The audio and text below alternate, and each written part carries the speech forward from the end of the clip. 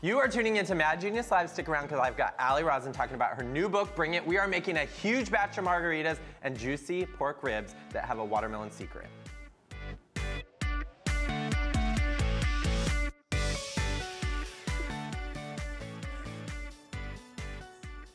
Good morning, everybody. My name is Justin Chapple. I'm the culinary director at Food & Wine, and I'm your host right here on Mad Genius Live.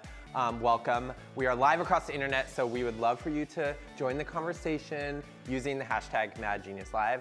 We'll hit you up on Facebook and Twitter and everywhere else, YouTube, foodandwine.com, wherever you're watching.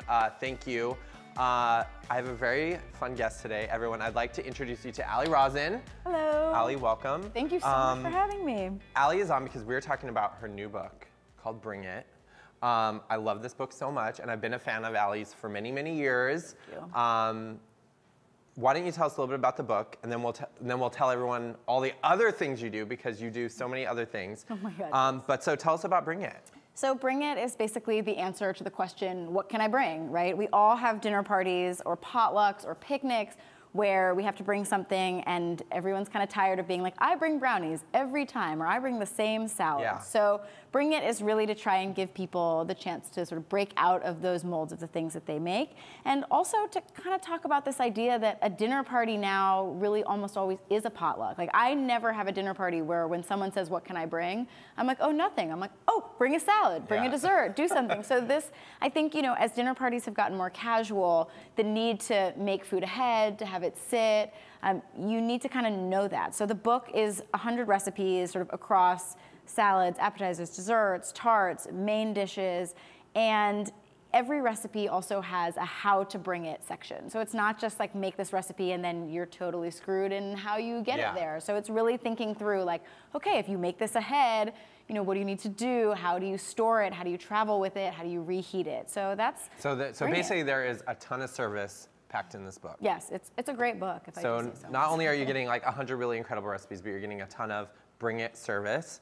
One of the things, so I brought Ali on because when I was poking through the book, I came across her recipe for pork ribs, and there is a serious Mad Genius tip in that recipe, and she actually, we're gonna get to it in a minute, but she makes like a ketchup out of watermelon, and I was like, okay, we are having an episode in April. I don't care if it's still basically snowing every other day in New York, because we're gonna pretend it's summer.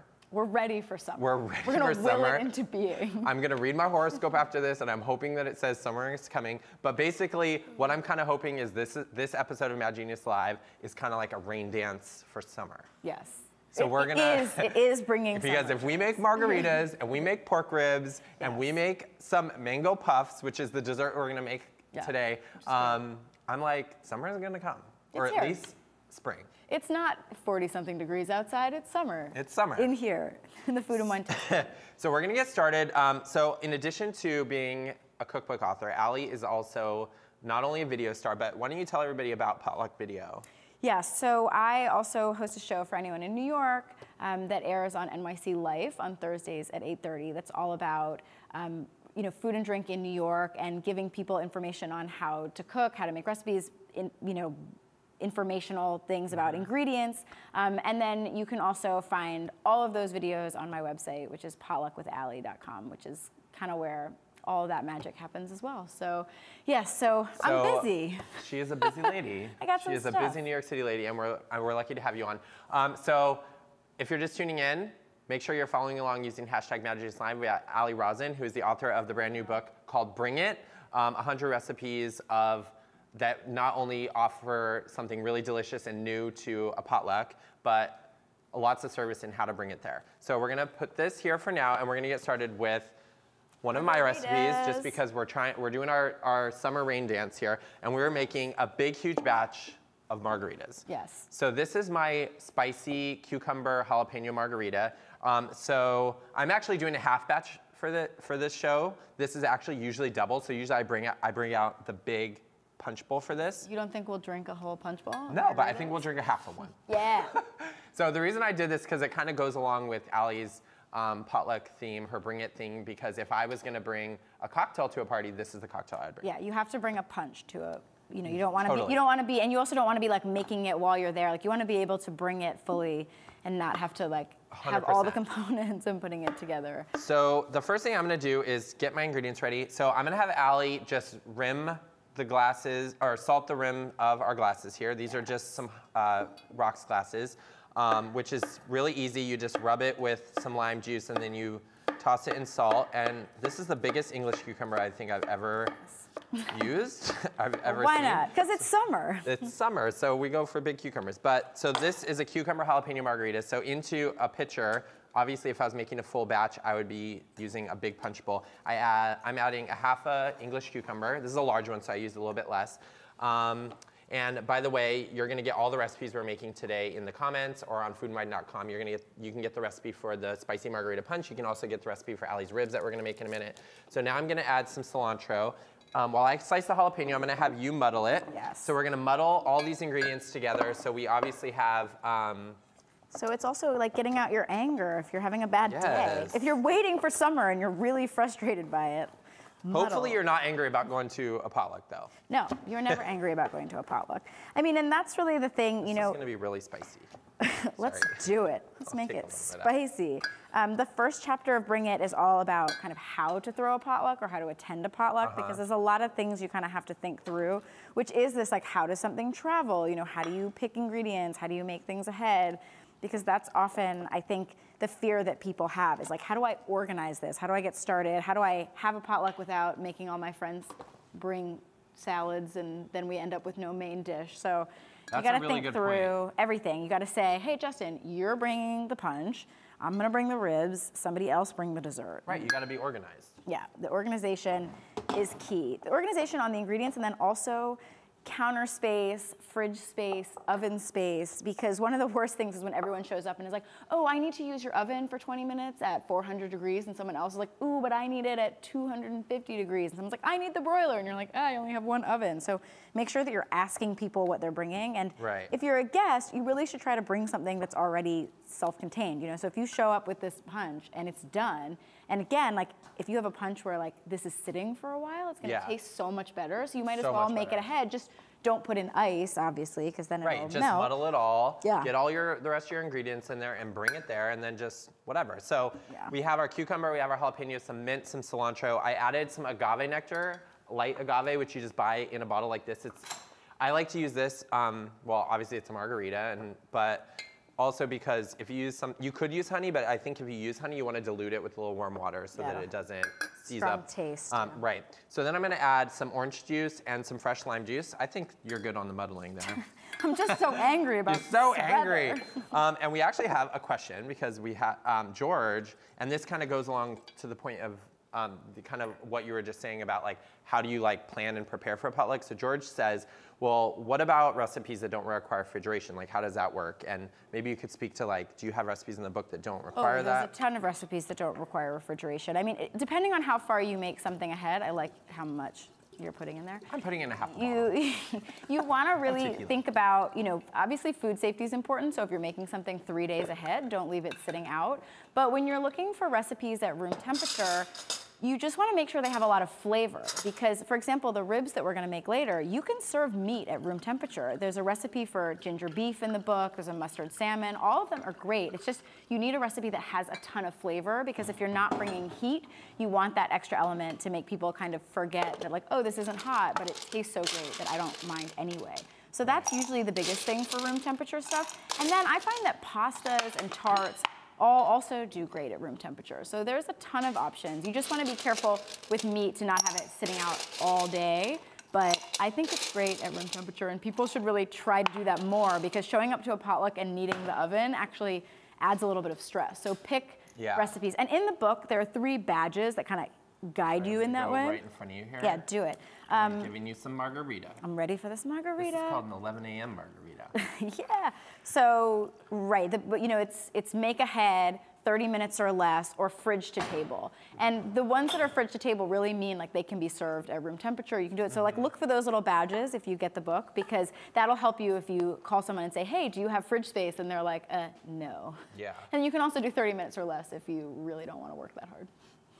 Oh my God, this is so beautiful. So we have our big batch margaritas. Obviously, it doesn't look like the biggest batch, but that's because I have the recipe, but the full recipe calls for a full dang bottle of tequila. Cheers. And if you have more than, I would say, probably 6 or 8 people, double the gigantic batch of margaritas. This is so good. And make it even better. Well, what's also great about this for a potluck, it's got a lot of salt, is that it doesn't have any carbonation. So if you're bringing a punch to a potluck and you want to make it is this a bring it tip? This is bring it tip, a mad genius tip with Justin, is you really want to make sure you don't have carbonation in your punch because it'll go flat. That is a really smart tip, and I didn't even think about that. Yeah, so you really want to like pick a recipe like this that has a lot of flavor but doesn't require anything that might go flat. You also don't want to put too much ice in it. Because then it'll melt. Great. Yeah. And I actually have a really amazing Mad Genius tip for putting ice into a punch that won't melt. And it's my big ice ring. I love those. That I make in a butt pan that you can get at foodandwine.com. Okay, so now we are gonna move on to, let me clean your little situation here because I feel While bad. I get drunk over here. This is a dangerous cocktail because it tastes so It is. But you know, so great. The idea is like you're drinking it outdoors or whatever on like more, when it's not quite snowy outside. Yeah. And then it kind of slowly melts with the ice and then it kind of lasts a lot longer. And it's really not too spicy. Unless you're a quick drinker. For people who were worried about that being too spicy, like I think it's actually perfect. And actually, Melissa Clark was on the show, and she gave me a really good tip for knowing if your jalapeno is really spicy. She says, slice it, like not like this, but slice it in half, and then smell it. This one smells like a bell pepper. Yeah. So if it smells like a bell pepper, it's not as spicy. But if you smell it and it like hits you, then you know that it's a really spicy jalapeno. So that, ladies and gentlemen, is a Mad Genius tip. That is a Mad Genius. Coming to you via me from Melissa Clark. Okay, so we are going to make this Mad Genius recipe from Bring It. Allie's pork ribs with her watermelon cooked. What is the name of the recipe? I just call them watermelon ribs. Watermelon ribs. Yeah. Roasted watermelon pork ribs. Yeah. Thank you. Somebody in my ear. I'm like, let me give you the wrong title for my own recipe. I do it all the time from my books. So the really genius thing about this, I mean, other than you're getting like a really succulent rib, is Allie makes a watermelon ketchup. So she's gonna take us through it. She needs 2 pounds of cubed watermelon. So before she gets started, I'm gonna give you one of my favorite Mad Genius tips of all time, and it's how to cut a watermelon easy and neatly. So here I have a watermelon wedge. All I'm gonna do is take a large knife and kind of cut it at an angle all the way down from one side to the other. And then I'm gonna rotate it and make the same cuts on the other side. This is literally one of my favorite Mad Genius tips of all time. I'm not even kidding. Well, and doing it live really shows like, this is not edited. This is just how easy it is. Exactly. Especially coming from a video person herself who understands that a lot of things people hit us up on Twitter or hit us up on Instagram and tell us that what we're doing is not live. This is live, ladies and gentlemen. Right. I have a knife and this is live. Right. I know, I'm like, ugh. He's live and he's not afraid to use it. This is true. Okay, so as you can see, and then I just made the vertical cuts, and I take a spoon here, and the watermelon just falls right out. Like that. So great. Look at that. Haven't we all been to parties where someone has like cut up a watermelon and it's like in pieces and you're it's like all over the space.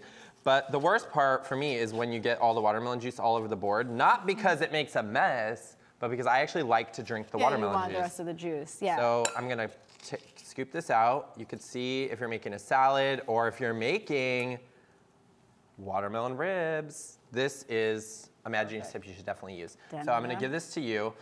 It looks like it might be a little bit less. Go with this one because David, who's over here, our test kitchen assistant, measured it out for you. Yeah, and what's really great about this recipe is it says 6 cups or roughly 2 pounds of watermelon, but we're gonna reduce it so much that if you have a little more or a little less, if you buy a watermelon and it's, you know, 1.75 pounds, you don't have to buy a whole other watermelon. Right. It's a very, very forgiving recipe. So all we do, this is so easy. We're just gonna throw the watermelon into a blender. If you have a hand blender, this also works. You know, you could even mash it up if you wanted, if you don't have either.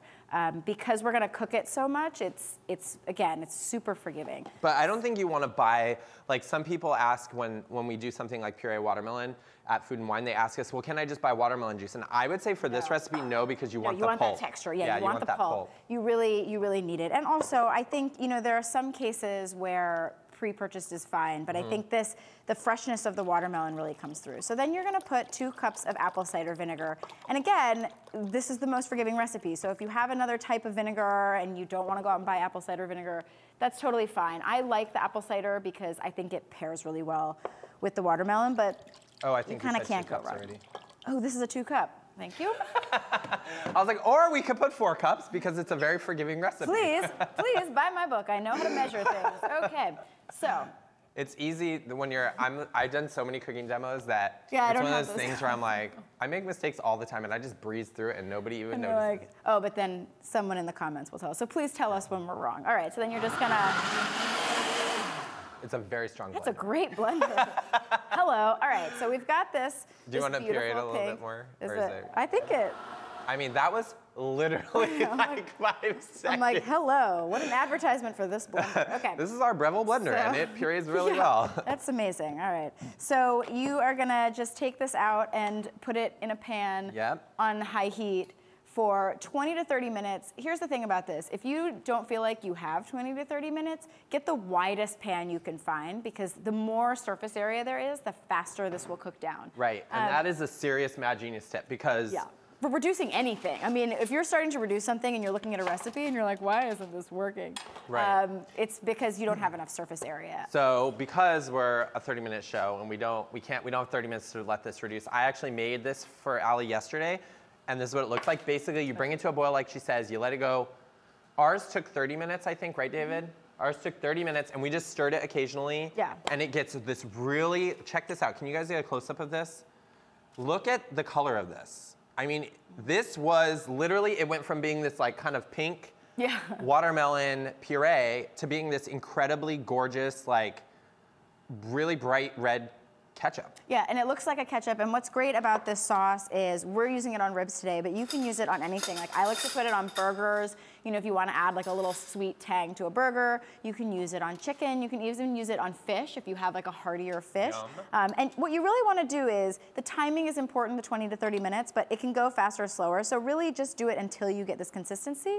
And then you're just going to add a little bit of honey, because I find that that helps the texture. And again, it adds, you know, we have a lot of vinegar in there, so it adds a little bit of the sweetness. So. And you can add more or less depending on the sweetness of your watermelon too.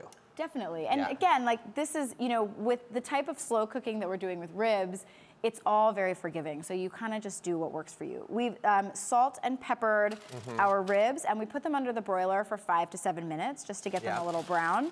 And now we're just gonna put all of this sauce on top. And you know, one of the things that you see here that Justin has set up for us so nicely is there are a few layers of aluminum foil, which is really, really important here, because this can get messy. And you know, when I was writing Bring It, I had a lot of people testing recipes, and a few people were like, I tested it and, you know, the sauce came out and everywhere, and I was like, right, you gotta do it really tight. So you wanna put, you know. And you wanna use heavy duty. Yes. I would recommend the large heavy duty aluminum foil, ladies and gentlemen. Right. And again, if you don't have it, it's not gonna like ruin your entire life. Like, it's just gonna make your pan have those burnt bits on the bottom, which then like I find really, if you wanted to, you could just put the ribs in a roasting pan and just cover that with foil. Like, you don't even need to wrap up. It's just this makes for super easy cleanup. Yeah. And it doesn't burn, because, you know, if you're cooking something for like sugars. 2.5 to 3 hours, which is what we're doing, like, it can get burned. On the bottom. And you could also do this on the grill as well, but just like wrap it up tight. Because you also don't want to lose the sauce is the other thing. Like, as this cooks, the sauce reduces down, and we really, really want, you know, because we're not adding it at the end, you can save a little bit to put on at the end, but I find that especially when you're bringing food to a potluck, like if you have a sauce on the side, people add too much, they add too little, so I like to do it all in one go, but you know, feel free to kind of keep some sauce on the side to yourself. And one of the things that the reason why I wanted to do this recipe, and one of the things I love about it, is because the recipe actually is really, really simple. The hardest part, honestly, is like cutting your watermelon, and if you buy your watermelon, well, true, the hardest part is waiting, because you want to cook this for 30 minutes and then this cooks for 3 hours. But really, it's like, it's hands-free. It's 4 ingredients. Yeah, it's super easy. But better is, like, honestly, the secret, the Mad Genius part of this recipe is the watermelon ketchup, because it's so versatile and it's so yummy. So, Allie, as she pointed out, you have it on the foil, and now we're going to add more foil on top. Add more foil on top, cover it, because we're making this little cooking pouch here. Yes. And then we'll crimp it together. We'll crimp it together, it's like fun. Yeah, and you really want to make sure that this is tight because again, like as it cooks, you don't want those, juices to leak out. You really want it to kind of keep all the deliciousness inside. So, and if you're making this for a potluck and you want to bring it, there's actually a few things you can do. You can make it and bring it cold, which I think is great.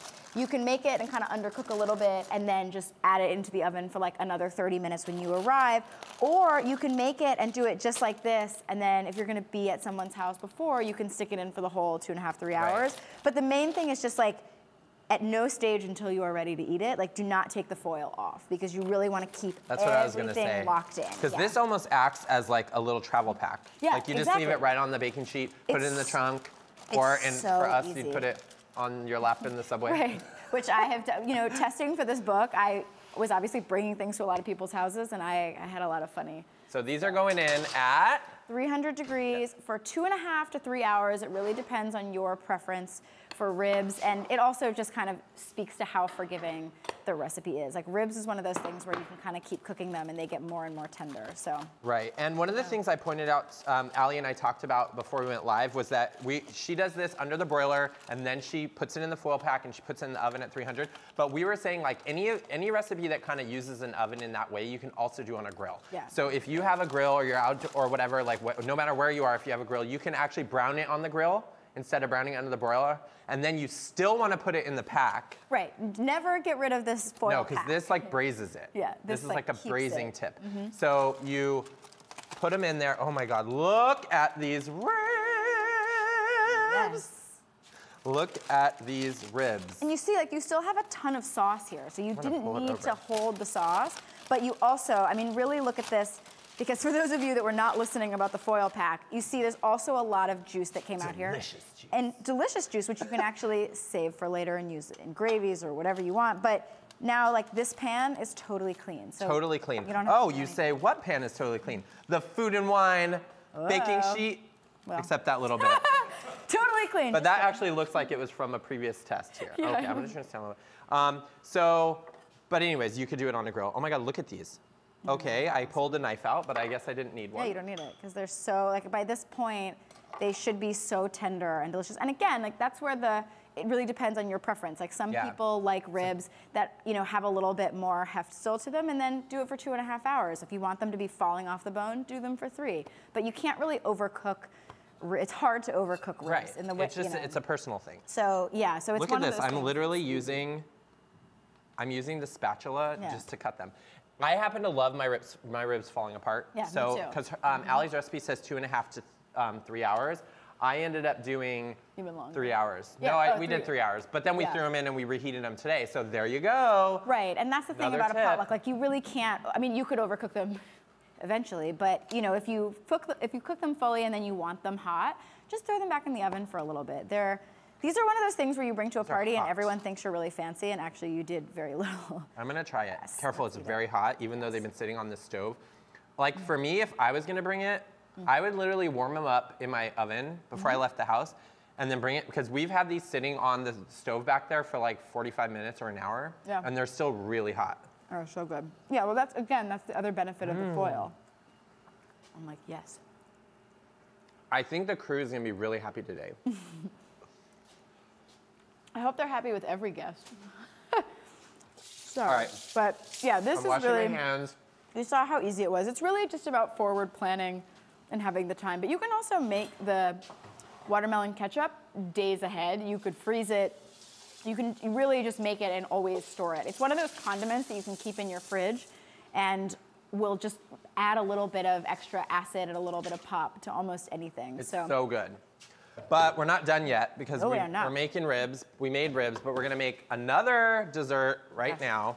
I'm actually gonna, should we leave the ribs out for a minute? So do we have any questions? Like, is anybody tuning in who wants to ask us about these delicious watermelon ribs or the watermelon ketchup? Please, I know people are watching. Don't be shy. Is anyone else getting drunk at 11 a.m.? Because. Should I ask that question? Okay. Hit us up if you're getting drunk. Confessions. Don't do that. Don't do that. True confessions. True confessions of a mad genius viewer. Yes. All right, we're gonna go on to dessert. Yes. Because we have our drink, which is our Bring It Margarita. It's actually Justin Chapple's spicy margarita from foodandwine.com. You can get the recipe in the comments. It's one of my favorite recipes of all time. But we also made from Bring It, we have Rosen here talking about her new book, which is all about potluck food.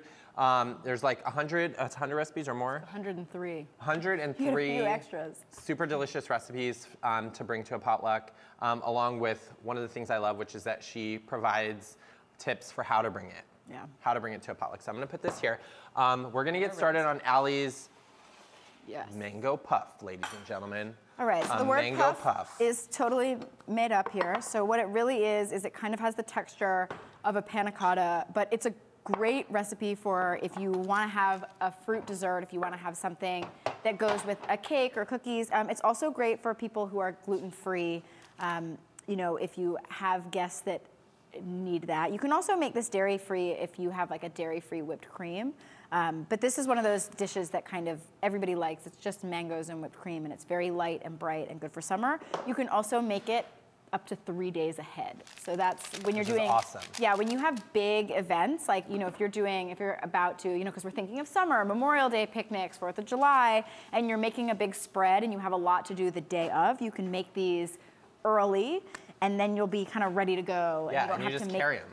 And they're super easy, and you can make a giant one. I like to make them in little ramekins, so you have individualized portions, but it's really just about the gelatin. So whatever you set it in, it'll stay. So you could make, you know, one kind of like in a pie tin. You could do it kind of in anything that you have. Right. So we have, so her mango puff obviously requires mango, which I'm gonna show you a really fun Mad Genius tip for how to peel it.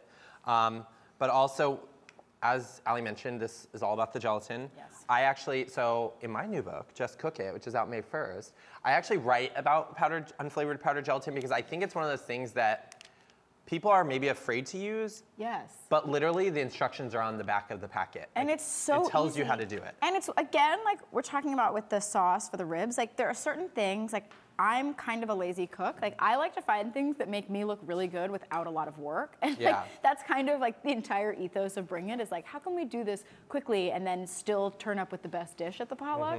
And gelatin often, like it just can create, you know, a great texture. It can make things easier, and people always think that you're fancy. Like they think that you've done something really complicated. When gelatin, it's, you just put it in water. Yeah. And it's funny because like Jell-O packets, where you just like mix it with stuff and then you put it in the fridge, it's literally the same thing. Yeah. It's literally the same thing, it's just they added the flavor for you. In this case, Allie's adding it. So we sprinkled the gelatin on a little cold water, which is what is called blooming it, so you're softening it. And then Allie has a quarter, you don't really need to see it, but there's another quarter cup of water that we're bringing to a boil over here. Allie's gonna puree this, but I wanna show you this Mad Genius tip for how to peel mango. Because it's one of my favorite things. So basically you cut what are called the cheeks off the mango, just like this, and the pit is actually in here. And then what I do is I actually take a knife and I kind of cut around the side of the pit, just so you're not losing any more fruit.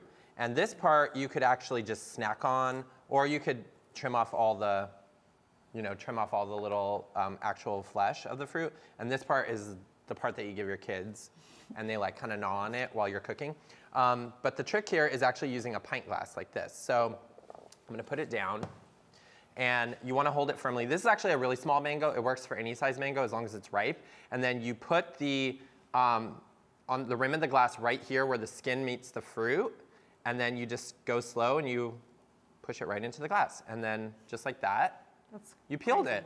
Isn't that amazing? Yeah. So I was actually developing some mango recipes for Food and Wine, which is why we have some extra mangoes laying around. These are beautiful. Funny enough. And I can literally peel all these mangoes so quickly, and then you just take them out of the glass. If it comes out. Yeah. But just like that. I mean, mad genius, right? That's amazing. So that's what we did here. We cut up some mango. But one of the things that I love about the recipe in Allie's book is she says that you can use frozen mango. Yes, so this is one of those things where people love mango and they look at the recipes and they're like, oh, but I don't want to cut it. You can buy pre-cut mango, you can buy frozen mango. You may want to adjust, you know, you may want to add a little bit of honey or agave. What's great about this recipe is nothing is raw, like there's no eggs in it, so you can taste as you go, and it's really up to your preference. And if you want to add something else into it, go for it. So what we're going to do is take this mango, we're going to put it back in our incredible blender here, and then it looks like we have like just a few minutes left, so we're going to push this along, ladies and gentlemen. Don't worry, stay with us, don't go anywhere. We're making mango puffs. Some vanilla. So you've got like 2 cups of diced mango. You've got your teaspoon of vanilla, right? Yep. And we got a little bit of lemon, half a lemon. Oh, you'll use your hands. Yeah, I'll just use my hands, because I'm that person. Yeah, you can also, you know, squeeze it up. You could use a squeezer. And in this case, you can add a little more lemon if you want. Yeah, you can add more lemon. We also need the gelatin. Right here. Perfect. So we're just gonna throw that in there. So we took the gelatin that we bloomed, we added it to the hot liquid, and then we cooked it until it dissolved. Perfect. And then you need your coconut milk. Yes, and then, here's the coke. And then we have just basically one of those cans of coconut milk. Which I love. I always have a can of coconut milk. Yeah, it's great. And it adds kind of a little bit of sweetness to it without adding too much like sugar. So this is not super sweet. If you want to make it sweeter, you can add more. But, you know, it's, so again, this is so easy. You can also like keep some of your mango to the side and have it diced to put on top. It's really up to you. Again, like, these are just really easy recipes. So we're gonna put this here. We're gonna fold in our whipped cream. Oh, right. Oh my God, did I use the bowl? Oh, it's here. It's in the fridge. And you can even do this in the blender. This is why earlier I said, so I actually added it to this bowl and I mixed it in there. We can do that too. Which is why, remember earlier I was saying, I don't know why I used a ladle. It was because of this. Yeah. So I'll let you do that. Yeah, you're just gonna mix it in. Again, like, you don't have to be super careful. It's, you know, it says fold it in, but because you have the gelatin, it's really going to end up with the right consistency either way. Right. And so for this now, if you wanted to add something else to it, if you want to add other fruit in it, if you even like wanted to go crazy and add like chocolate chips or something, like, do it. This isn't cooking. We're not cooking anything. There's no heat added. So it's just going to set in a fridge. So you really don't need, you can kind of add whatever you want. And now we can use a ladle. You can use a ladle. You scoop it. So you would basically go, we're like speeding it up a little bit, but you would go until you kind of have no streaks that remain, right? Right, exactly. And then you transfer it to some ramekins, or you can use like really pretty glasses or really pretty bowls. Yes, and you can even do, for potlucks, I actually like to do this in those clear plastic glasses. So if you're at a picnic or you're something, you're really outside, yeah, you can bring it and then throw it away. You don't have to be like, oh, I'm traveling across town with my ramekins, and then how do I clean them? How do I get them back? Like, what's the awkward moment where I'm like, please stop eating because I have to go home. So yeah, stop eating and using dirty dishes. Right, exactly. So you can do this in like the clear plastic, the little sort of like tumblers, like, look really, really nice. So again, and you can make these whatever size you want. You can also, if you're doing a party where you want bite-sized things, you can get those little shot glasses and do little individual portions. They're great. So you fill them all up. We're not going to finish. You top them with a little mango, and then you put them in the fridge. Yes, and you can also add a little mint on top if you want. Oh yeah, let's do that. You can chop it, or you can just add a sprig. It's really just to kind of make it look a little prettier. Yeah, I love mint, but you could also, again, you could use cilantro if you had it, whatever you want. If you want it. If you, All right, let's try this. Let's do it. These are so yummy. Yum. They're great, right? I love and not this. too sweet. I mean, that's genius. That's what I love about it, actually. It's not too sweet. It's not, right, it's not too sweet. And again, if you want it to be sweeter, you can add it. It's very forgiving. The gelatin will set every time. And see, like, these are, if you're taking this to a party, they're good. It's not gonna fall. And I love the idea of putting them in little shot glasses. Allie, Rosen, thank you so much for coming on the show, Mad Genius Live. If you were watching, then you know we were cooking recipes from Allie's book, Bring It. It's available everywhere books are sold. We also have it listed in the comments. And next week, everyone, on Mad Genius Live, we are actually moving from 11 a.m. to 11:30. So if you're a regular and you tune in every day at 11, make sure, or every week at 11, make sure next week you tune in at 11:30. Allie, thank you so much. Thank you so much for having me. This is so fun. All right, everyone, go get Allie's book, Bring It, and then make the mango puffs and make the watermelon ribs. we're gonna keep eating. And drink margaritas. And drink margaritas.